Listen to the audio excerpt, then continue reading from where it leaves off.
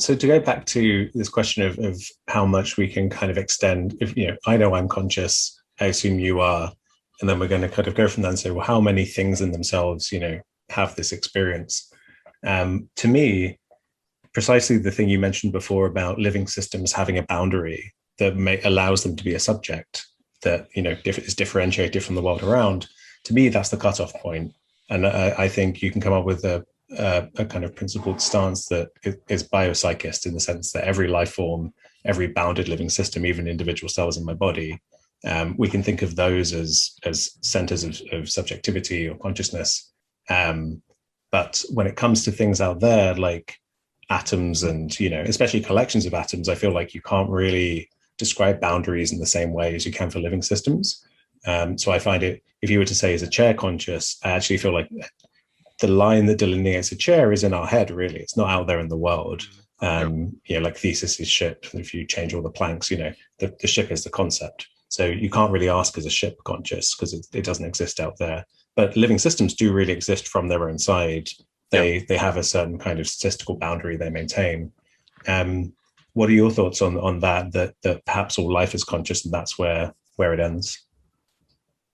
Yeah, that's excellent point. I was just skimming through your mirror paper today, and I agree that you can make the case that every cell is conscious, like you argue, that consciousness is somehow linked with life, like minimizing free energy or however you formulate it.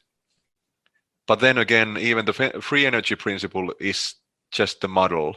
But okay, we have gone through this already, but the chair is an artifact, so it doesn't have a genuine border.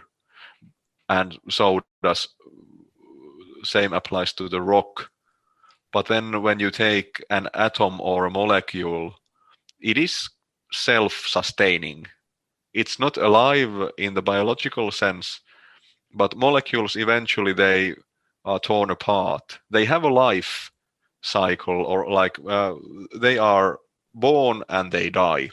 Even atoms, as far as I know, according to current physics, at some point they will vanish or like reduce to lower components. And it's difficult to formulate, but for me, the main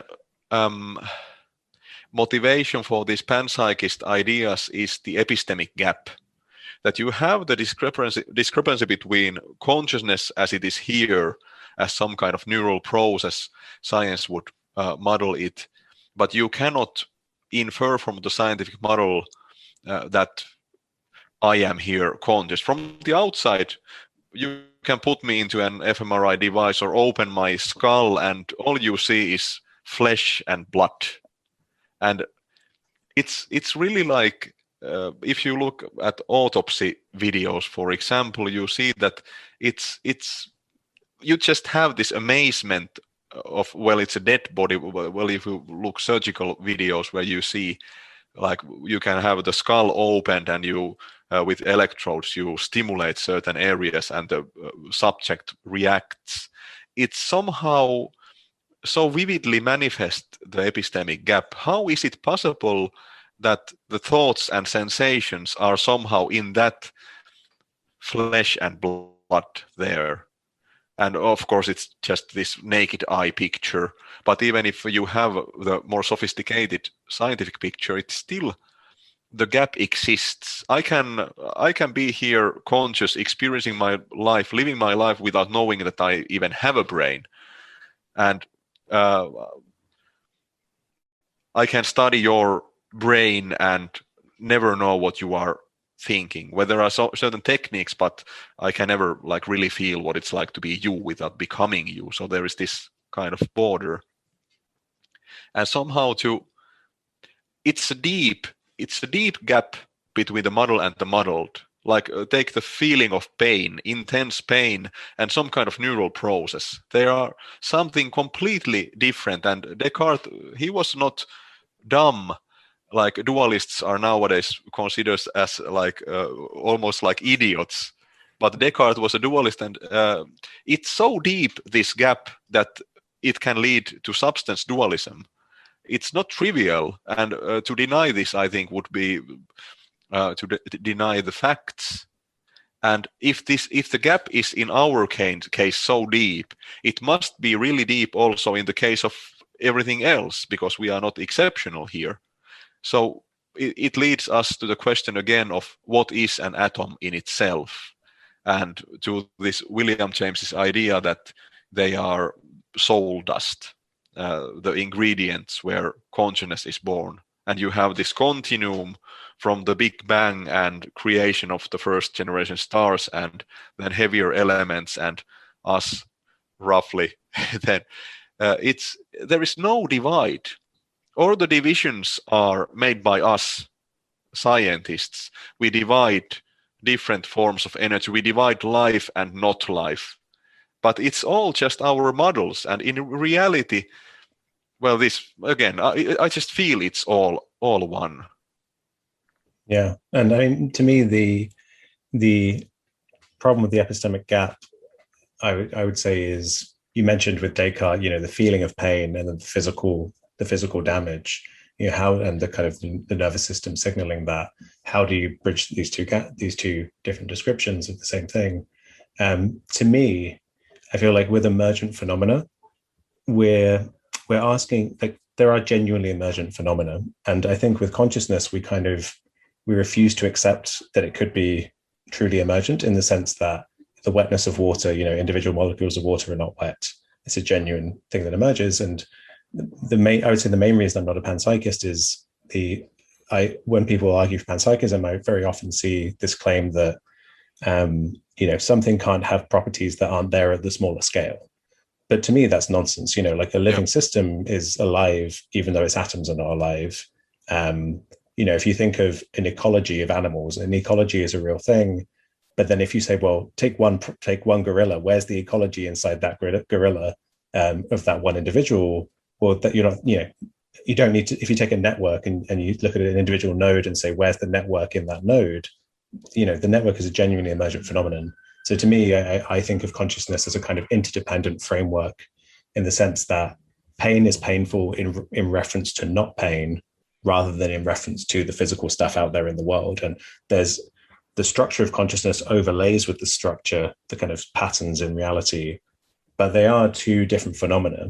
And so you actually don't need to kind of make the link, between the wavelength of light and the perception of red. The perception of red needs to be cashed out against all the other perceptions. So to me, I feel like you can have consciousness be truly emergent, if it is interdependent in that way, and kind of the quality is cashed out against all the other qualities. Does that make any sense? Yeah, totally. Consciousness is emergent in this innocent, weak sense, like wetness is emergent from hydrogen and oxygen playing their dance together. I totally agree. And that's exactly the reason why I think that everything is continuous with consciousness, and why I am a panpsychist in that sense. If you consider hydrogen and oxygen, hydrogen is an explosive substance, and it's gas in this temperature, and oxygen is what we breathe, and water is where we drown, and we drink it, and it keeps us alive. It's life supporting, unlike oxygen and hydrogen alone. So there is this emergence, which I agree with you.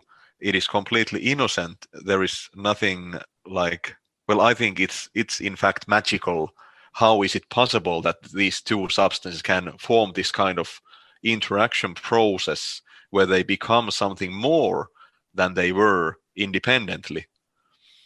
And the same happens when multiple neurons in our minds, all these biochemical processes, when they form the process of consciousness, this is weakly emergent, and exactly that's why we have to conclude that the constituents are also, they are continuous with consciousness. They are proto-conscious, whatever they are. Just like wetness cannot come from something completely different than wetness, you cannot get consciousness from something completely different. And you always get the objection that by the same logic, everything is continuous with wetness. And that is correct. Everything is continuous with wetness because wetness in itself is continuous also with consciousness. You have to keep in mind this parallelism or duality between models and things in themselves. You have my consciousness here and the scientific model of it, and then you have water in itself and the scientific model of it. And so what is this water in itself? It must be, I cannot say anything except for infer from my own case.